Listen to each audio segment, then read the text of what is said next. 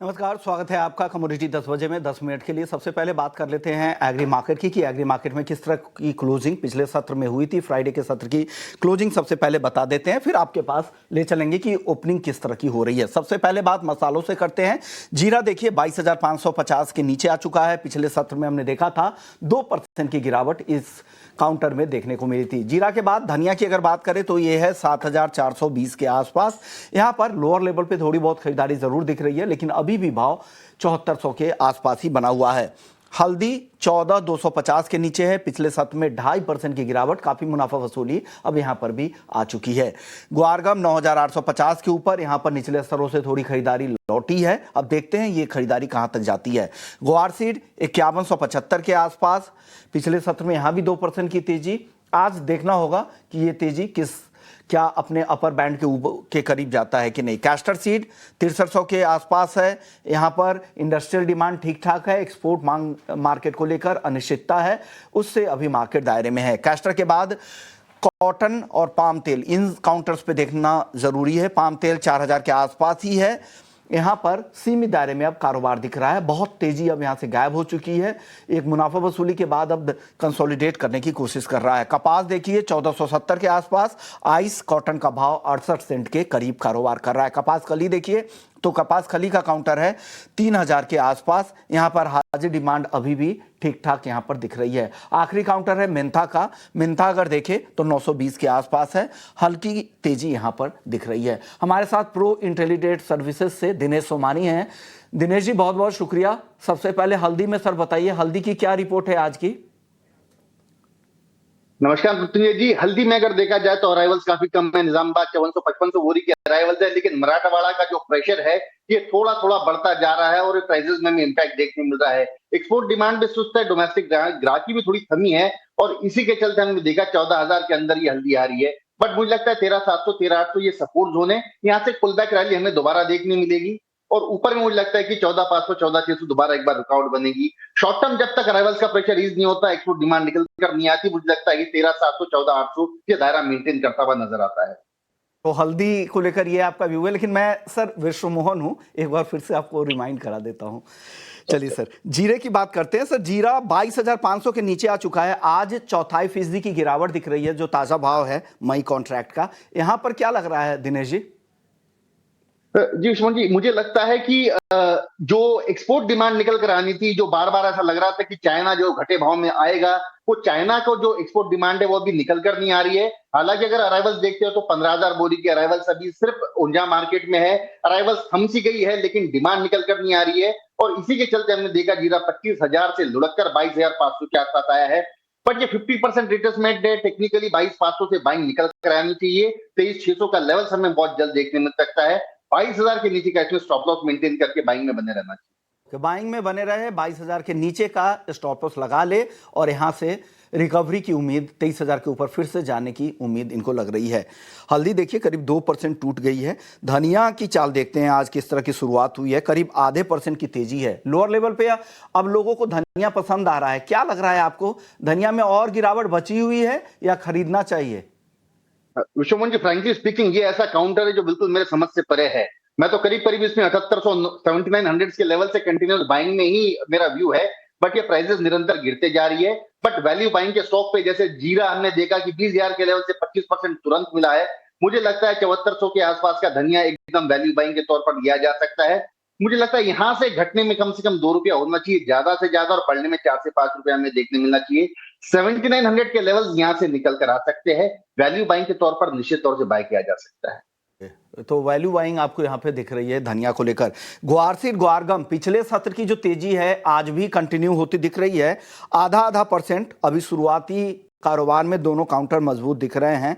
9,850 के आसपास ग्वारगम का मई वायदा और ग्वारसीड का मई वायदा 5,150 के ऊपर है। यहां पर खरीदे अभी भी 5205 का एक बहुत बड़ा इसका सपोर्ट जोन था जहां से प्राइसेस टूटी थी और 5,050 के आसपास के लेवल्स बने हैं।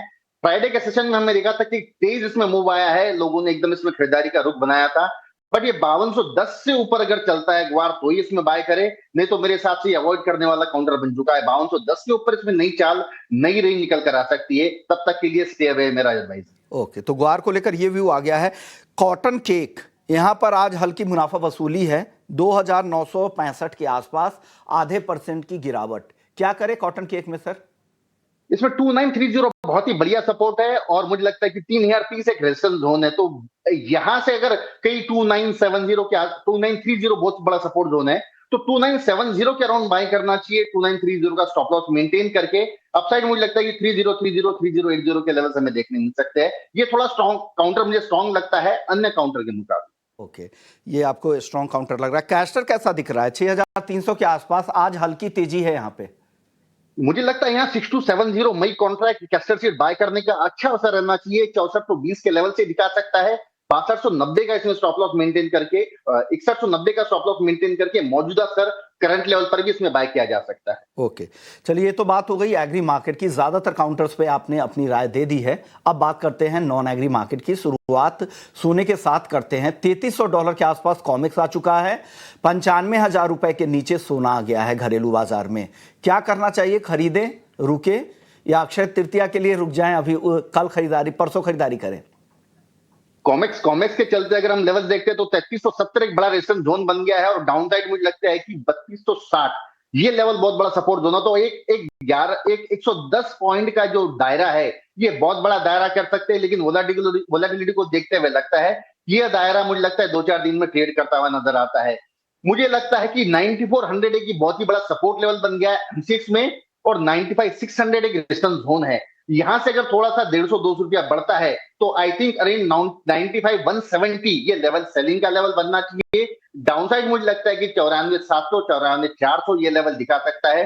95,455 का स्टॉप लॉस मेंटेन करके अगर यहां से 200 रुपया बढ़ता है तो इंट्राडे के लिहाज से आप बिकवाली कर सकते हैं। के लिए यहां पर बिकवाली की सलाह है 94,450 के टारगेट तक के लिए। चांदी भी काफी आज कमजोर है। चांदी में क्या लग रहा है? 95,900 के आसपास है। %0.5% की गिरावट आज भी दिख रही है। चांदी पर क्या नजरिया है सर आपका? इसमें ये 98,000 के आसपास इसमें बार बार बिकवाली आ रही है, वहां से प्राइजेस घट के दोबारा 95,000 के नीचे आ रही है।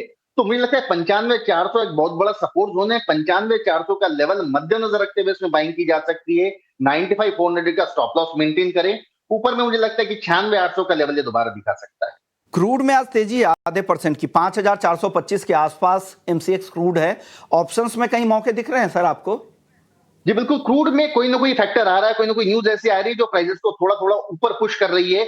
डाउनसाइड जो 4750 के लेवल्स गए थे वहां से 5420-25 के लेवल्स आ रहे हैं। मुझे लगता है 5375 5385 या दायरा नीचे अगर यहाँ से 20-25 रुपया आता है तो एक खरीदारी का जोन रहेगा। 6465 का लक्ष्य और 5325 का स्टॉप लॉस। यहाँ से 20 रुपया नीचे अगर आता है तो मेरे हिसाब से 5400 की कॉल बाय करनी चाहिए। 5400 की कॉल बाई करें। यहां से थोड़ा सा नीचे आने दे भाव तब।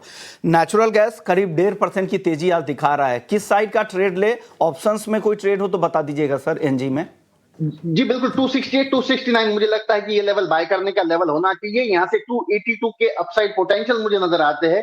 262 का इसमें स्टॉप लॉस मेंटेन करना चाहिए। 270 जो एट द मनी प्राइस है, मुझे लगता है इसका कॉल जरूर लेना चाहिए इस लेवल पे। Sir crude, NG, gold, silver बात हो गई। अब आखिरी सवाल आपसे होगा बेस मेटल्स को लेकर। बेस मेटल्स की चाल यहां से कैसी दिख रही है आपको, और आज के लिए अगर किसी को ट्रेड करना हो तो कहां पर फोकस करना चाहिए?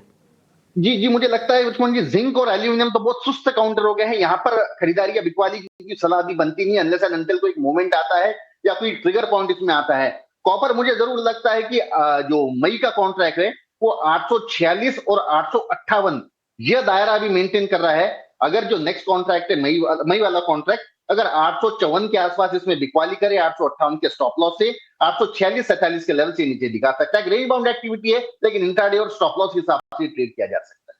ये राय है बेस मेटल्स को लेकर। शुक्रिया दिनेश जी, आपने वक्त निकाला, हमारे दर्शकों को गाइड किया नॉन एग्री में और एग्री मार्केट दोनों पर ही।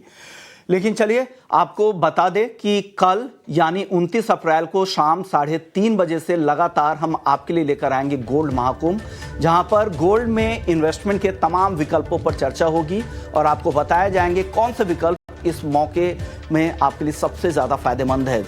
देश के 22 दिग्गज एक्सपर्ट्स हमारे साथ होंगे जो आपको गोल्ड में निवेश की रणनीति बताएंगे, जहां पर प्राइस पॉइंट ऑफ व्यू से लेकर तमाम इंडस्ट्री के चैलेंजेस पर चर्चा होगी और इन्वेस्टमेंट के तमाम ऑप्शंस भी आपको बताए जाएंगे।